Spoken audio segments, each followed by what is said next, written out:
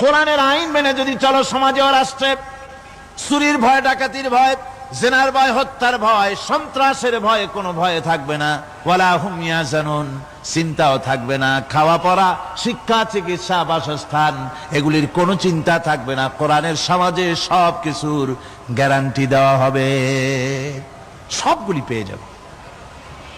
এখন যদি আবার প্রশ্ন করা হয়, কোরআন বুঝলাম তোমারে মানলে পরে সব ফায়দা হবে, তাহলে এবার জবাব দাও, তোমার ভিতরে কি রাজনীতি আছে নাকি?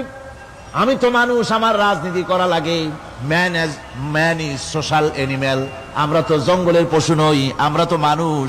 আমাদের সমাজ আছে, আমাদের পৌর নির্বাচন আছে, আমাদের জাতীয় নির্বাচন আছে, আমাদের কলকারখানা আছে, জমিন আছে, আমাদের রাজনীতি, অর্থনীতি, সমাজনীতি আছে, পারিবারিক নীতি আছে, অনেক নিয়ম মালা আছে, নিয়ম নীতি আছে।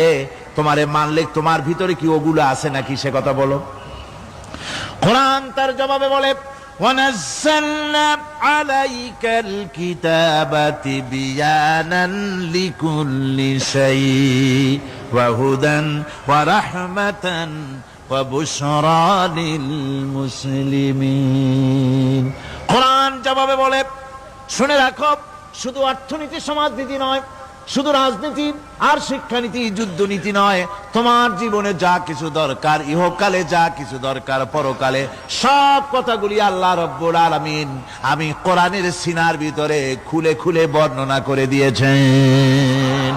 সব কথা এ কোরআনে কারীমের ভিতরে রয়েছে। তোমার এমন কোন জিনিস নাই যা তুমি কোরআনে কারীমের মধ্যে পাবে না। তোমার সমস্ত প্রয়োজন আমার বুকের মধ্যে আল্লাহ দিয়ে দিয়েছেন। বিজ্ঞান আছে, দর্শন আছে, ইতিহাস আছে, সব আছে এর মধ্যে।